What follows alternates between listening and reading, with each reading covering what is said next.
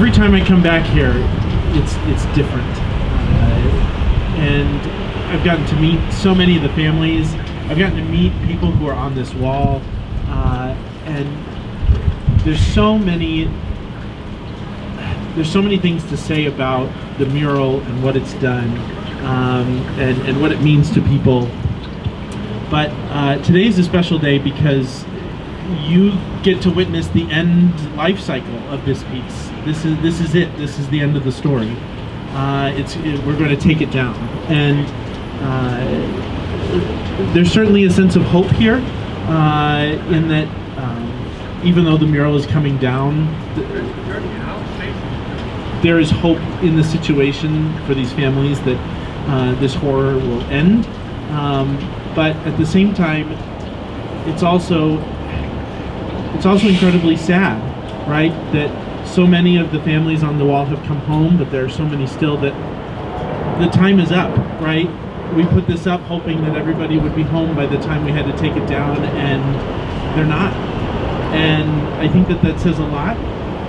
I hope that it says a lot to President Biden and the administration that time is up for this. We all wished, I think, that he would have come to see it, and it's sad that he'll never get to witness it, and kind of what this meant for those families. So I hope that when we come back in May, we don't have to put anybody that was on this wall up again, right? And the Biden administration has the power to make that happen. I don't want to put Luke, I don't want to put Aaron, I don't want to put Kai, I don't want to put anybody else back on this wall that we put up first. So I'm hopeful that things can change by May, but today is a solemn day for me. But it's also joyful to see these families and be back here where we can see the power of art and what happens when art can help give voice to the voiceless and make an impact. So thank you all for coming, and I'm going to hand it back to the families to share a little bit. Thank you, Isaac. I think what we'll do is go down the list here of families that are with us today. We have a lot of families in town this week. As many of you know, we're going to take an action in front of the White House tomorrow. And we encourage you to join us for that. It'll be our boldest action to date. But let me stop talking and introduce Ida Dagger, who is the sister-in-law of Zach Shaheen, and who is our second longest serving hostage of this line currently in front of us. Zach Shaheen has been in Dubai jail for the last 16 years, almost 6,000 days for a financial crime. The microphone's really, those bring it up close, really close. Hello? Yes? Okay. So, Zach Shaheen is my brother-in-law, married to my sister, and he was arrested in March 2008. He's been there ever since for a financial crime, and he's there for life. We tried over the years to bring him, but lately in the last year we're even more aggressive on trying because he's seriously ill, physically and mentally. Physically, he was in the hospital for almost 4 months earlier this year. The US government is aware of this. This is why they submitted finally a humanitarian request to the UAE government, asking them to release Zach on medical grounds, so they know for a fact that he is ill. We know that some senior government officials have followed up, but nothing happened since March. Time is of the essence. He's seriously ill. He lost the will to live, so that's the mental aspect of it. The physical, we can name many diseases that he has, including the heart blockage, other veins, digestive system, etc. Mentally, we've tried hard to give him a glimpse of hope, but he lost hope in the last 16 years. He really wants, to end his life. He is at peace, he says. When he calls, he is saying, I'm finally at peace. I just want my life to end. I don't want to stay the rest of my life here. So we are appealing now, although some US government officials have interfered, but nothing happened, and we could lose him anytime. We could lose his life. We're appealing to President Biden, to Secretary Blinken, to interfere. This is an allied country, the UAE. We believe with a phone call they can bring him back. So we're appealing to the US government and to the UAE government, if our word can reach them. To the president of the UAE. I mean, the UAE is known for supporting humanitarian causes and initiatives worldwide. This is a humanitarian case in their own country. Just send Zach back home to his family, alive. Alive, not in a coffin. That's all we beg for. Thank you. So Ida actually raises an interesting point that I had meant to go into. Perhaps the only thing worse than being taken in a hostile foreign country is being taken in a friendly one, because it is the de facto policy of the U.S. government to pretend that we have no wrongful detainees in any countries with whom we have friendly relations. So next, I'd like to ask Miriam Kamelmaz to step up. Just keep it real close to your mouth. Good morning. My name is Miriam Kamelmaz. I'm the daughter of Maj Kamelmaz, an award-winning humanitarian, a psychotherapist, a trauma specialist who traveled the world to treat those that had survived the worst catastrophes around the world. My father went into Syria. Within less than 24 hours of his arrival, he was unjustly detained at a checkpoint. This was in February 15 of 2017. It is almost now entering the 7th year. On February 15 of 2024, it will be 7 years of not hearing a single word from him. Nothing. There has been no trial, no case.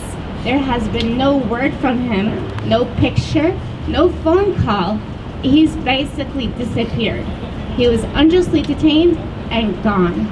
We haven't heard from him at all. And I don't know how many times we have to keep coming to Washington and having to stand up in front of cameras and begging our US president to do all that he can to give us some sort of reassuring news about our loved one. It's not okay to have to wait nearly 7 years. Looking now at the situations in Syria and knowing how it is in the prison system there, it is very unlikely that he might have not made it. The system there is horrific. People do not come out looking normal. They can barely walk, starving. It's seen misery within those prisons. Not knowing anything about him for nearly 7 years has made it very difficult for us as a family. And I don't know how long we have to keep continuing in this really horrific situation until something happens and we're finally able to rest and say that we know now he's in good hands or he's back home. This is an absolutely difficult as well to remove his picture off the wall, knowing that we might not be able to see him again in real life. Repealing pieces of him it's difficult, but thank God at least we will be able to put up a permanent one to remember them. I do not wish anybody this type of pain we're going through. It's really difficult. Absolutely horrific. Thank you. Not designating our boys, Luke and Aaron, as unlawfully detained. We can all look through the standards, the laws of the Levinson Act, and they definitely are under the Levinson Act. SPHI won't tell us why. They won't tell us who. We just have to sit there and take their information as fact. And with our boys being held, Luke and Aaron, in Venezuela, we know that we can't go down there. We can't have anybody go down there for us. Only our United States officials can do that for us, and they will not. So that's our main plight right now, is to get them designated as unlawfully detained.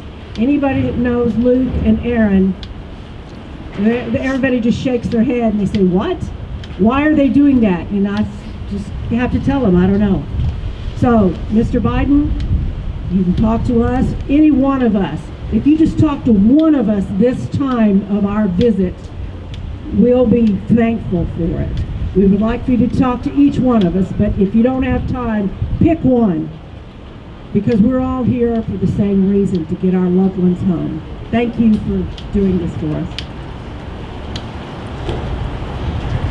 Thank you, Kay. And those of you who have been following our campaign, you'll notice that getting the undesignated members of our campaign properly designated is going to be a priority going forward. And Luke and Aaron deserve to be designated just like everyone else. If you think about it, we do not currently acknowledge the Maduro government as the lawful government of Venezuela. So one wonders, as a matter of logic, how it's able to lawfully detain anyone, much less an American. I'd like to also ask Harrison Lee to step up next. Good morning, everyone. My name is Harrison. I am the son of Kai Lee, who has been wrongfully detained in China now for more than 7 years. I really wish I didn't have to be here again, but look behind you. We're all here because we have to be, because the president continues to ignore us, because we keep getting the runaround from the people in charge, telling us that our loved ones are their highest priority, that they're doing everything they can to bring our loved ones home. But we've been hearing this for far too long. I mean, this wall is just evidence of that. We put this mural up almost a year and a half ago now, hoping that this would remind President Biden here in DC that our loved ones exist and that they need to come home. And look, you know, we've seen a lot of the Americans on this wall and off this wall who have been unjustly detained. They've come home, and we rightfully give the president credit for that. But at the same time, each time we see somebody come home, we wonder, what about our loved ones? What, you know, when is it their turn? And, you know, when the president doesn't respond to any of your uncountably many requests to meet with him, you just start to think, gosh, why are we being treated as second-class citizens? That's not an answer that anyone has, and you know, there are even some who go as far as to defend things by saying, okay, well look, some Americans have come home without meeting with the president, right? So why does he need to meet with you? But you know, that's not the point, right? Because you know, perhaps if they had met with the president, they would have come home way sooner. Because the fact of the matter is, you know, we know as families dealing with this every single day, on top of our lives, on top of the emotional, the physical burdens of our loved one's absence, we know that we are up against a massive bureaucracy in the US government. And as individual families, it is all too easy for them to just ignore us, to silence us. And that's why we've come together as a campaign, in the hopes that together we can be just a bit louder and just move the needle so that our loved ones can come home. And yeah, time is not on their side. I mean, you know, all of our loved ones are suffering to various degrees in conditions that most of us don't even know the full extent of, because the information coming out of these places is just, it's not reliable. I mean, my dad is in Chinese prison. All the calls are monitored. He's been, you know, he's been threatened for simply asking the president of the United States to do something about his case. So, you know, we don't even know the full extent of what's happening. And, you know, one just, you know, reads all of this, the stories of the conditions of these places, these awful dungeons and worse, where our loved ones are being held. And, you know, it's just horrific. And, you know, this time of year is always the hardest. It's the holidays. And, you know, every year we hear from the government, we hope this is the last Thanksgiving, the last Christmas, the last Hanukkah, the last New Year that you're gonna have to spend without your family, and we're all thinking of him or her or them. But you know, those words are not what we need, right? We need action to bring them home, and that's all I have to say. So now I'd like to call up Alice Lynn, whose father David Lynn has the unfortunate distinction of being the longest serving hostage in our coalition. Thanks, John. Good morning, everyone. I'm Alice. My father is David Lynn. Alice, Sure. My father is David Lynn. He's been wrongfully detained in China for over 17 years now. And he sadly has the distinction of being the longest held, wrongfully held. This time of the year is always really tough for our family. He's missed 17 Thanksgivings. He's about to miss a 17th Christmas. My son is here. My 7-year-old son is here, and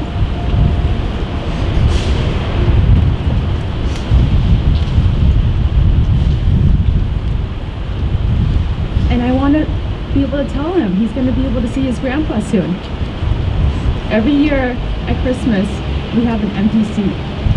And I hope this is the last year that we have an empty seat. President Biden, please help bring our loved ones home. Thank you. Thank you, Alice. And next, I would like to invite up members of the Bring Avon Home Coalition. My name is Gladys Uribe.